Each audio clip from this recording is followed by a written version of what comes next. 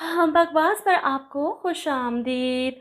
हाबील और काबिल ड्रामे की अगली किस्त में आप देखेंगे कि एक तरफ हारिस को बात पे बात हैंडसम दिखाने की भरपूर कोशिश की जा रही है, जिसमें मेरे ख्याल से डायरेक्टर साहब काफ़ी नाकाम भी हैं, क्योंकि कहीं से भी हारिस ऐसा नहीं लगता। वहीं दूसरी तरफ हुर्रम और सोबिया का कंपैरिजन हो रहा है कि हुर्रम ज़्यादा खूबसूरत है, सोबिया कुछ भी नहीं। हालांकि देखा जाए तो सोबिया नेगेटिव रोल प्ले करने के बावजूद भी ज़्यादा खूबसूरत है हुर्रम से। बहरहाल मुझे तो कुछ ऐसा ही लगता है। अब इधर हुर्रम हारिस को समझाती है कि इसे सोबिया के साथ ऐसा सलूक नहीं करना चाहिए, और हारिस तो कुछ और ही समझता है, जिसके बाद वो हुर्रम को धमकी भी देता है कि मैं बहुत जल्द सबके सामने ये साबित कर दूंगा कि तुमने सिर्फ मुझे नीचा दिखाने के लिए, मुझसे बदला लेने के लिए कादिर से शादी की। हुर्रम आगे बढ़ती है और हारिस से कहती है तुम तो टोटली तौर पर साइको हो। इसकी बातें इसे परेशान कर रही हैं।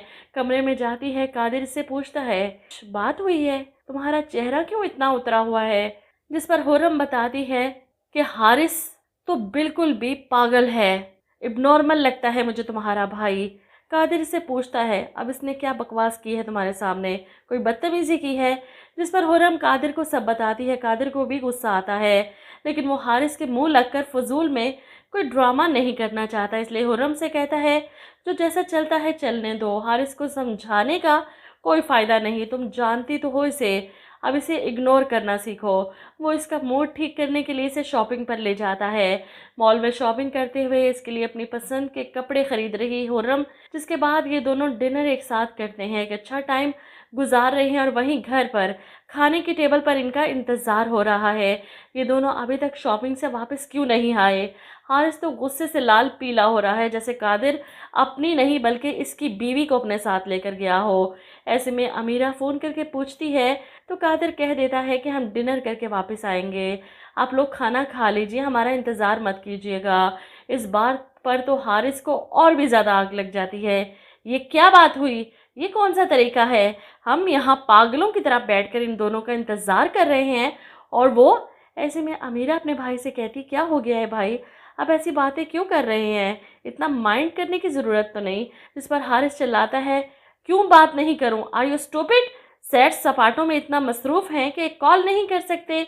अभी भी तुमने कॉल की तो इन्होंने बताया, चले हमें बताना तो छोड़ें, आप दोनों को तो बता सकते थे। वो अपने माँ बाप को कादिर और हुर्रम के खिलाफ भड़काने की कोशिश करता है, लेकिन अंदर से वो खुद जेलिस हो रहा है। कहकशां हारिस के गुस्से को समझ नहीं पा रही। क्या हो गया है बेटा, दोनों बाहर ही तो गए हैं, खाना खा कर आएंगे, इसमें कौन सी बड़ी बात है? जवाब में हारिस कहता है बात तो बहुत बड़ी है, लेकिन आप रियलाइज़ नहीं कर पा रही। वो गुस्से में खाना छोड़कर चला जाता है, बर्दाश्त नहीं इसके अंदर। ऐसे में सोबिया भी उठकर इसके पीछे चली जाती है।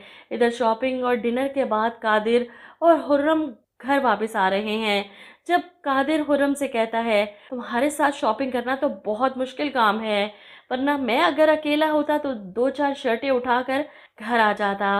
जिस पर हुर्रम कहती है अब तो तुम्हें मेरी पसंद के अच्छे से अंदाज़ा हो चुका है, अब अगर मैं ना भी हूँ तो मेरी पसंद की शॉपिंग तुम आराम से कर सकते हो।